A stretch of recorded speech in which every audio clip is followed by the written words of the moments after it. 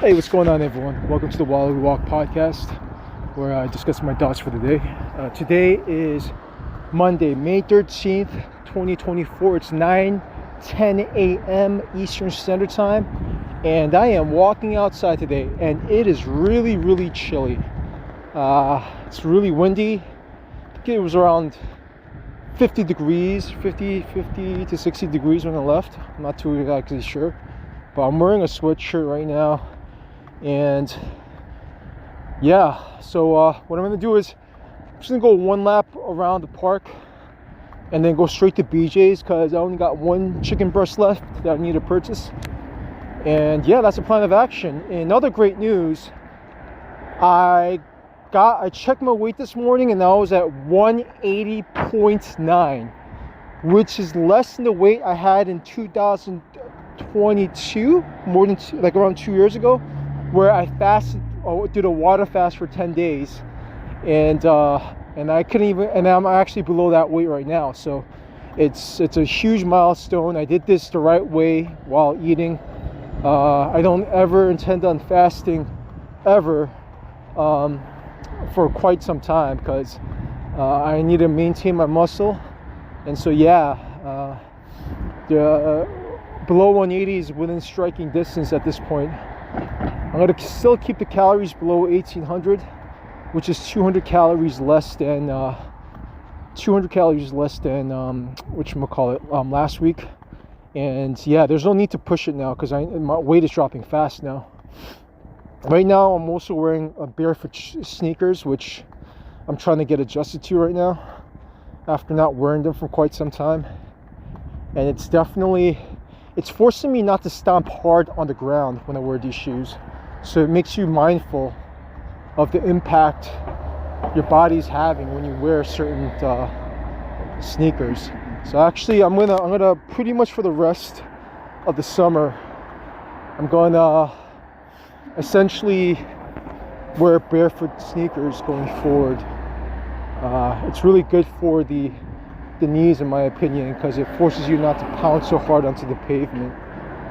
And so yeah, that's the plan of action for the rest of the summer. I'm going to purchase a black pair, make it more aesthetically looking, in my opinion. So I'm going to get the black one of the same brand. But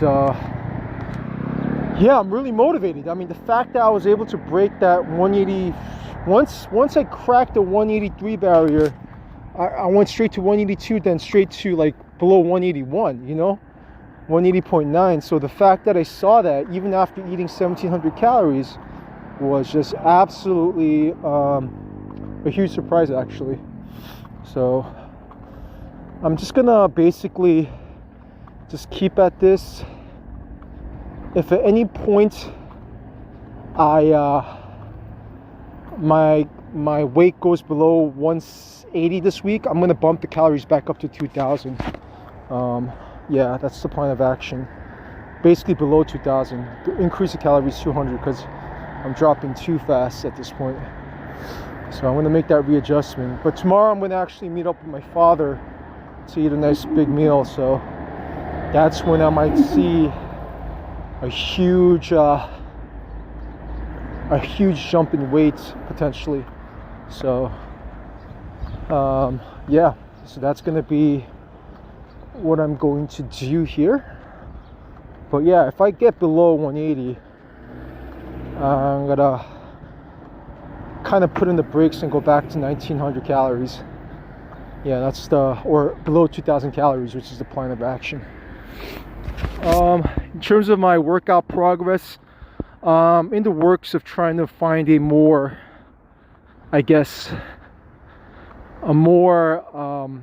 structured routine for my workouts.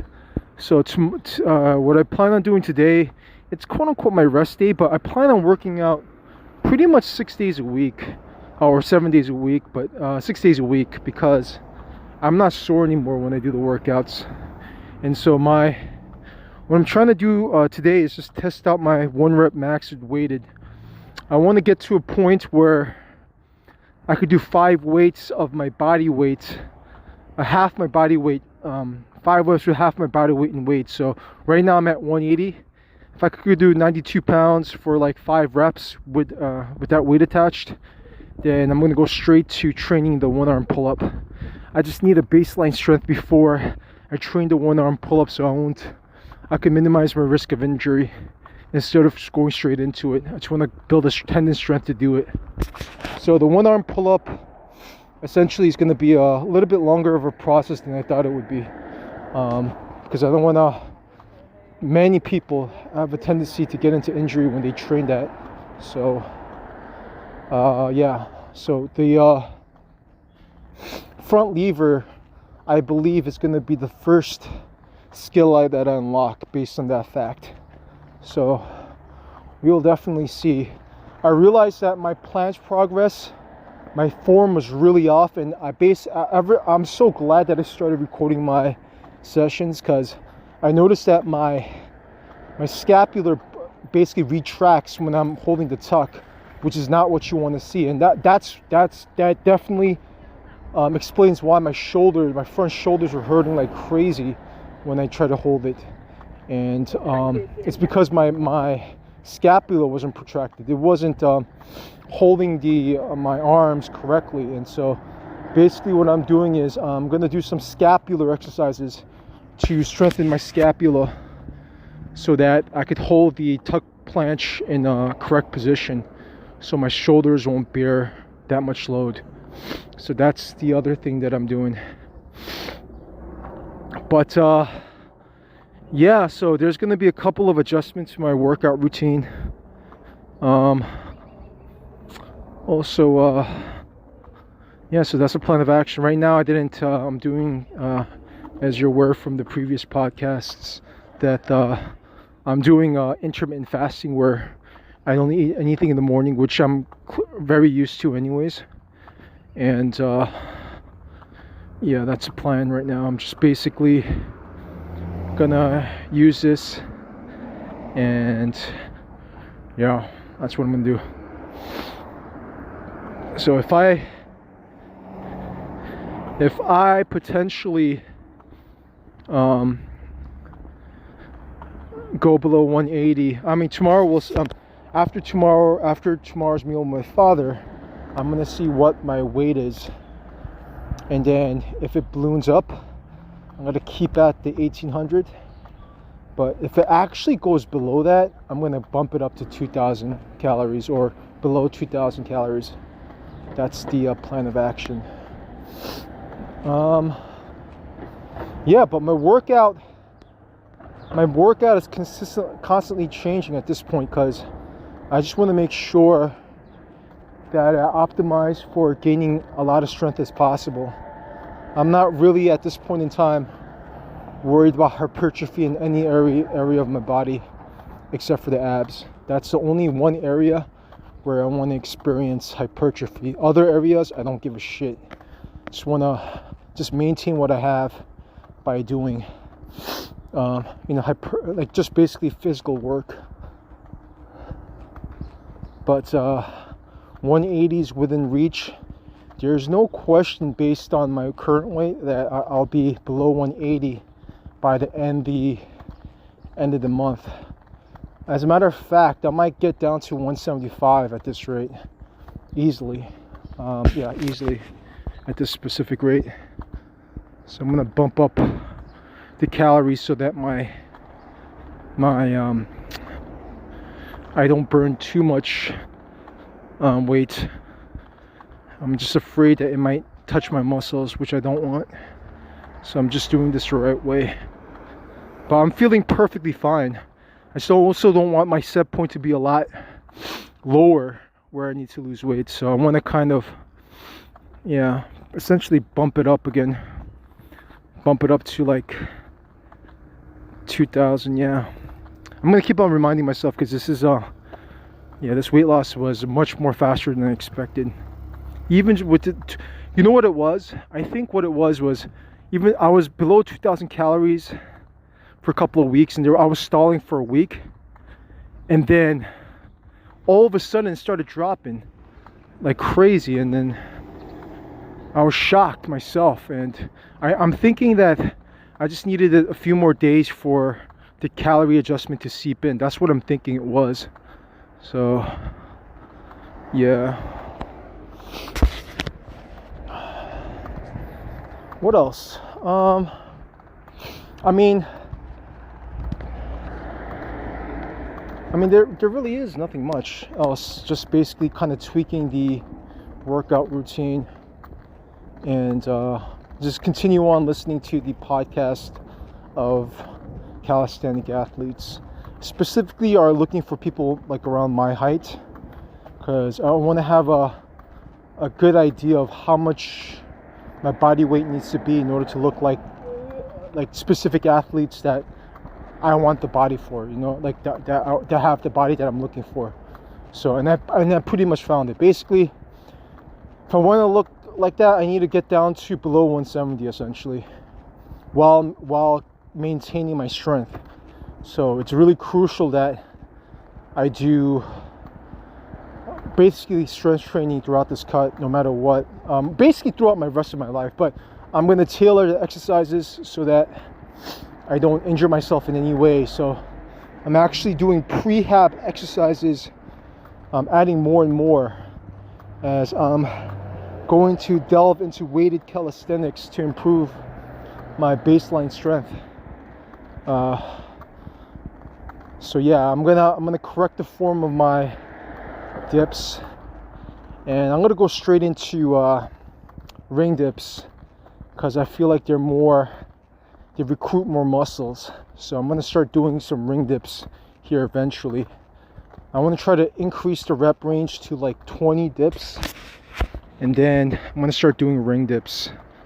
Yeah, I've been practicing the support rings turned out hold for pretty much every session to build in my tendon strength, and it's been my holds have been getting longer and longer and more convenient.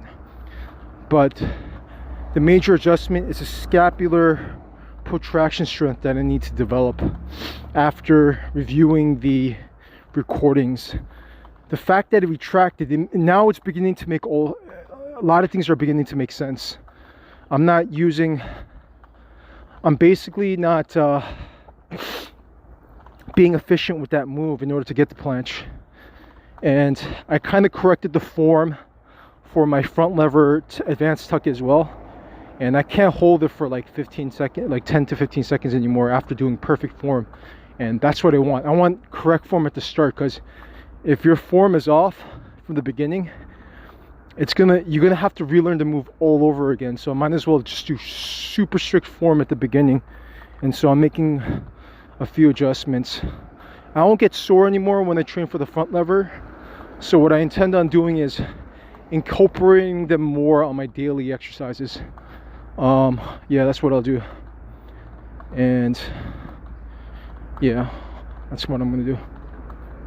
But yeah, man, gonna finish off this walk and then go to BJ's, get my 5 pounds of chicken breasts and cook my chicken, wait a few hours, work out. And yeah, that's pretty much my life right now. Like, I traded this morning. I made one trade. It was like a tick, but now I realized what I was doing wrong in my trading sessions, and I feel like I'm getting a hang of it now as I'm doing this on a daily basis.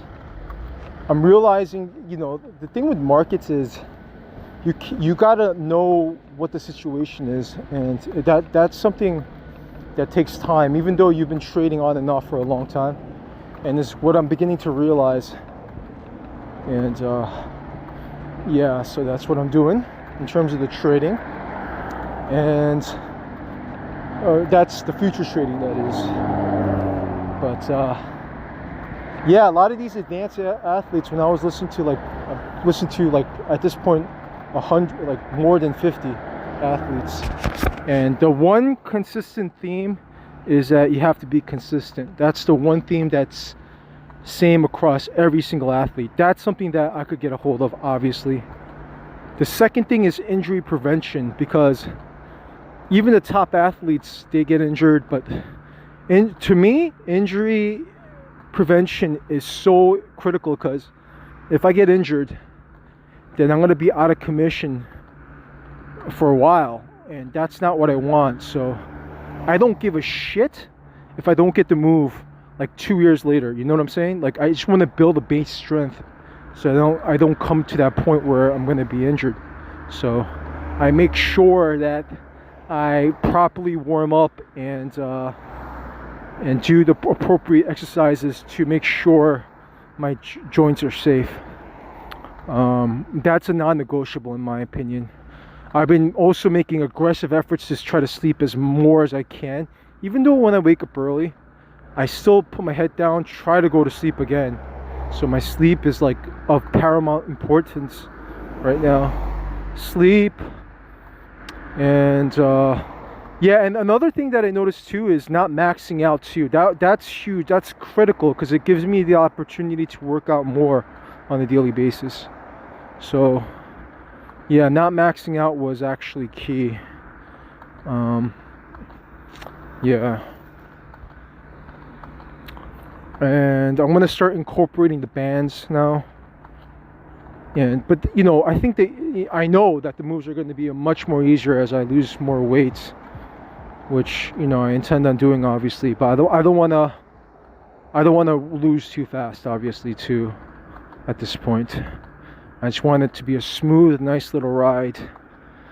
And yeah, that is the plan. That is the plan.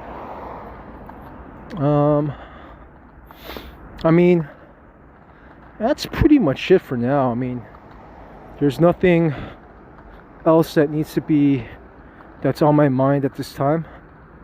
I'm just like, every morning I'm weighing myself, looking at the mirror, and how shredded I'm becoming. It's ridiculous how much fat I'm losing right now. It's a beautiful sight, and we are pretty much on track. We are definitely on track right now to have a summer body. Yeah, I'm just really happy that the hard work is definitely paying off. It's not really hard work, only because my body is getting used to this lifestyle. Like, the key takeaways is definitely removing alcohol from my diet. Is that not binging on the weekends, and just basically doing these walks too, and also making sure I have a nice workout routine, like at least an hour. They say at least 2 times a week, but I do it like 5 to 6 times a week. And for the first time, I rested 2 days on